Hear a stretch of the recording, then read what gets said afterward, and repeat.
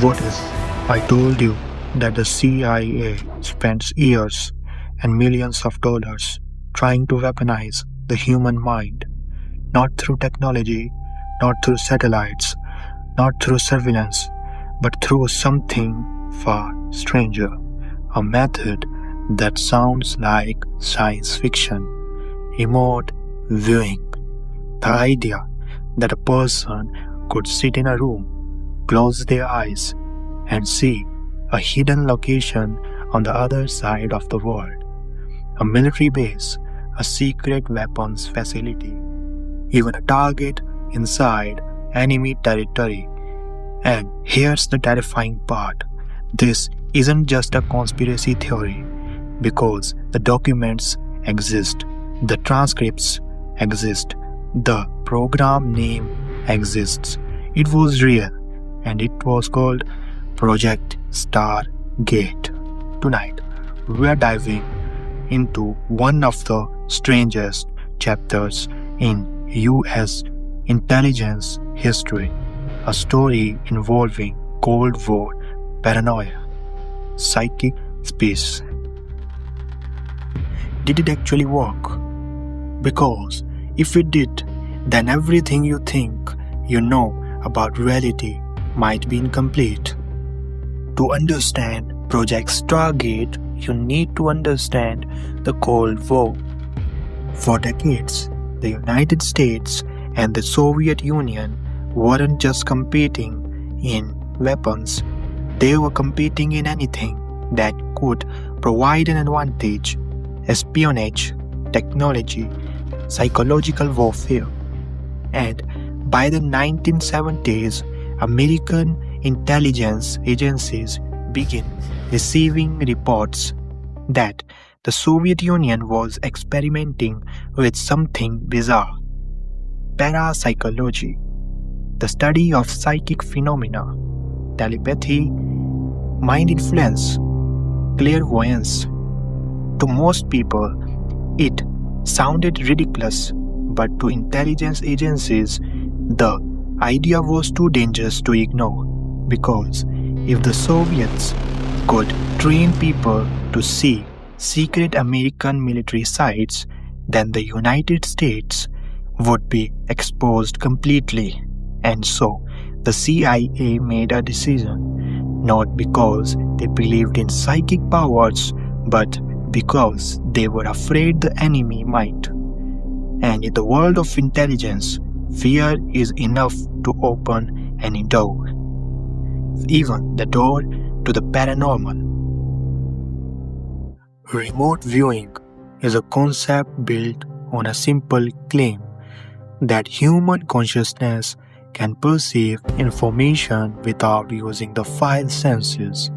In these experiments, a remote viewer would be given a random number, a coordinate, or a coded target. They wouldn't be told what it meant. Then they would sit in a controlled environment, close their eyes, and describe what they saw.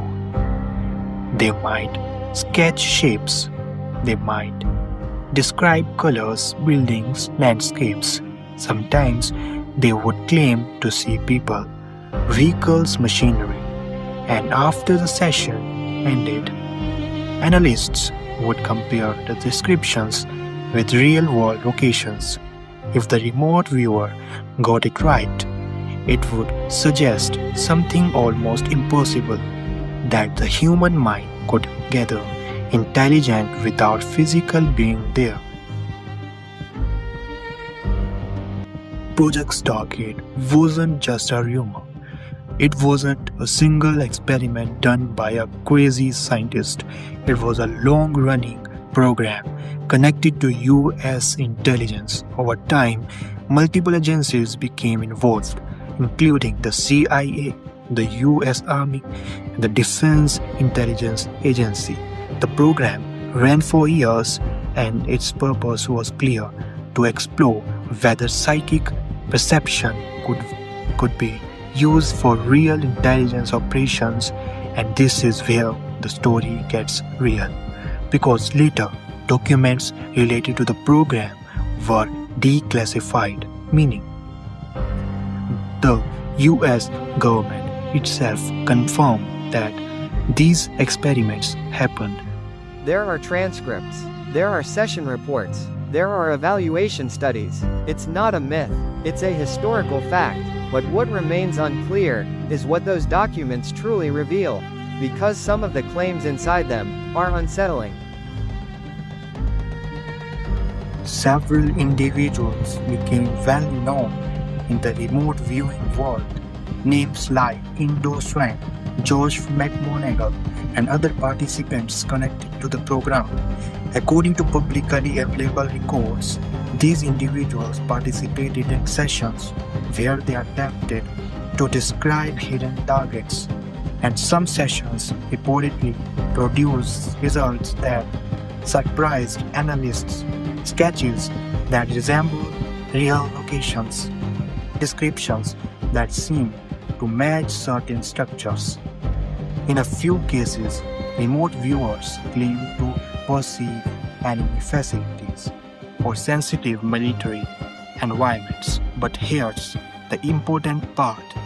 Even within the declassified material, the results were often described as inconsistent. Sometimes the information seemed accurate, other times it was vague or completely wrong. And that inconsistency became one of the biggest problems because in intelligence work, you don't get rewarded for being correct sometimes. You need reliability, you need proofs, you need results that can be repeated, and remote viewing didn't always deliver that.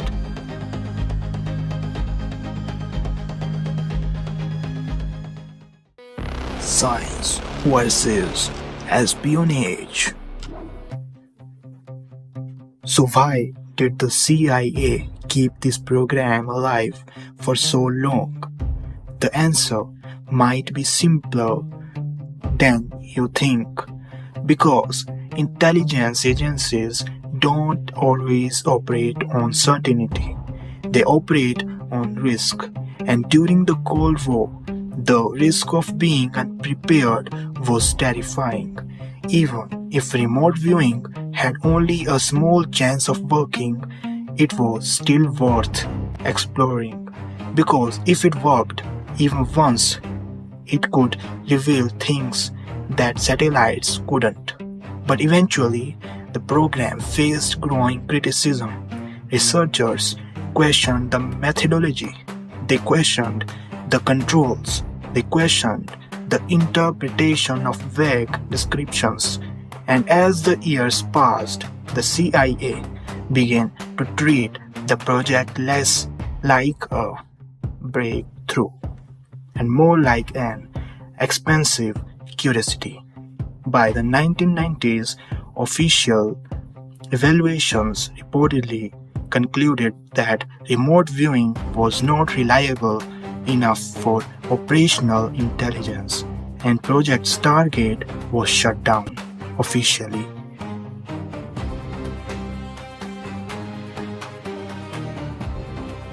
About the declassified files. Today, the most important evidence of Project Stargate isn't in rumors, it's in paperwork.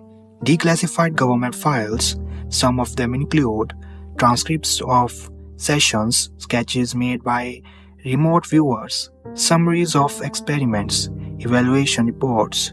These documents don't prove psychic powers exist, but they do prove something else.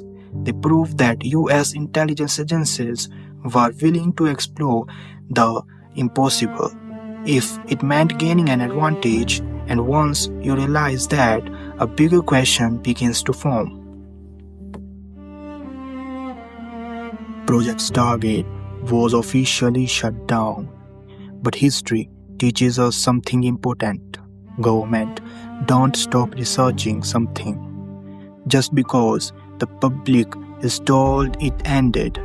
And even if remote viewing itself wasn't reliable, the goal behind it still exists. The goal to understand human perception, the goal to decode consciousness, the goal to turn the mind into a weapon. And in today's world, we don't need psychic powers to do that. We have AI, we have brain scanning technology, we have neural interfaces, we have algorithms that can detect patterns in thought. So maybe Project Stargate wasn't a failure, maybe it was a prototype, a primitive attempt at something far bigger, something that in the modern era could actually become real. Because the question isn't whether remote viewing was true, the real question is how far will intelligence agencies go to see what they aren't supposed to see? And if they were willing to explore the paranormal in the 1970s, imagine what they are willing to explore today. So, at last, what do you think? Was Project Stargate a bizarre Cold War mistake or a secret experiment that revealed something real? If you enjoy this documentary, comment Stargate. And if you want more declassified intelligence stories, subscribe because the next topic might be even darker. Until then, stay curious and remember sometimes reality is stranger than fiction.